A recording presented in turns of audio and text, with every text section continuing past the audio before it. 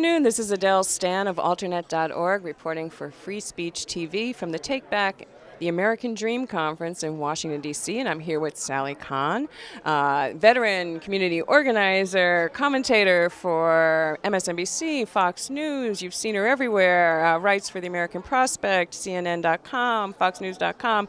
Sally Kahn, good to be here. Really glad to be here. I also write for Alternet sometimes. Yes, this is true. So let's talk about Occupy Wall Street. There's a lot going on. How are you feeling about it today? Now, see, what you're referring to is, first of all, look, a lot of people on the left, I think the professional left, have had wavering viewpoints about this. And you know, we're all, I think, a little overly cynical. And the left is a broad spectrum within itself, right? I mean, you got to say you got your liberals down to your very, very, very, very progressives, right? So there's no question my thinking and experience about Occupy Wall Street has evolved, and it's evolved in two ways. And I actually have written about this on my website, movementvision.org.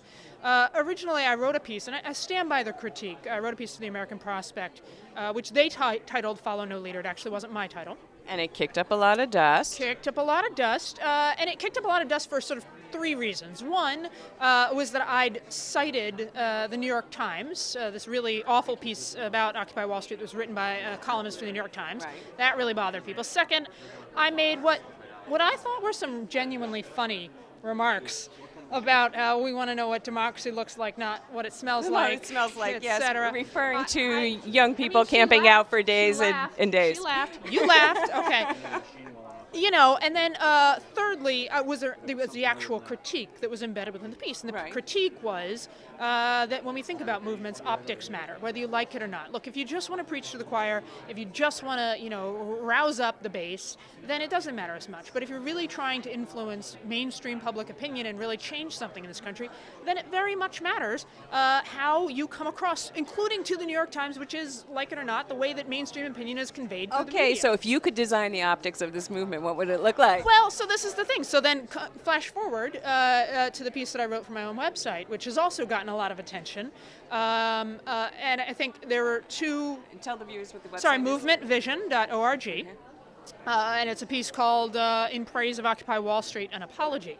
I mean, look, and I start by saying I can't ask the left to be critical of itself if I can't criticize myself. I mean, you have to be able to learn, grow, dialogue as a movement. So there's sort of two things that transformed my thinking.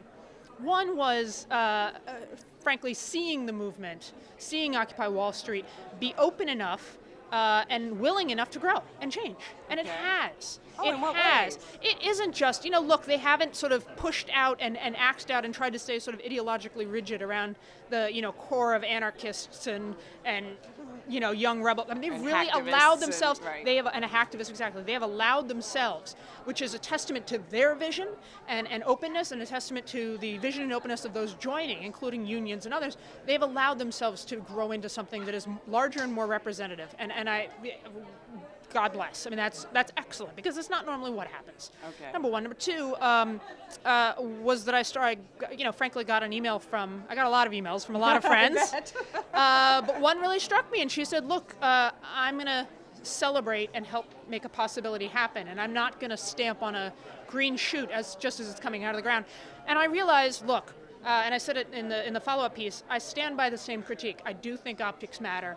I do think figuring out how you can convey this is really the other 99%. These are mainstream values, mainstream anger, and you have to convey it to the 99% of the country, so you do have to think about how it's coming across. Okay, but one of the critiques that you made that I thought was very interesting was about race and about ethnicity and about age.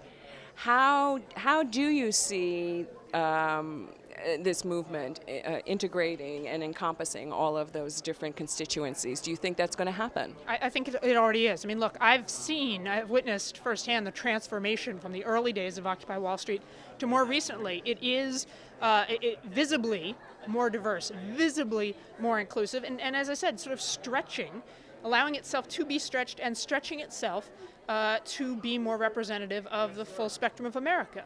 And I think you're seeing that from, the fact that people are not only occupying Wall Street, they're occupying Los Angeles, they're occupying Boston, and there's people at kitchen tables and in diners and places all across the country who are feeling connected with this. I mean, I got, because I'm on Fox News a lot, I get a lot of emails from very conservative people who like to enlighten me.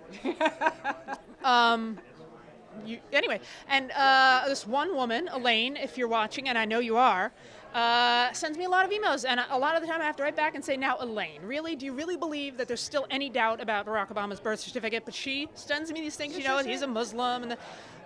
But Elaine sent me some videos on her list. She has a whole mailing list. She sent out some videos from Occupy Wall Street, and we had a whole exchange about it, and she said, I think they're speaking to the American people. They speak for me. I mean, now, that is really powerful stuff. It's not left or right. It's not Republican or Democrat. This really is that 1% versus the other 99% who feel very much disenfranchised and very much desperate and angry.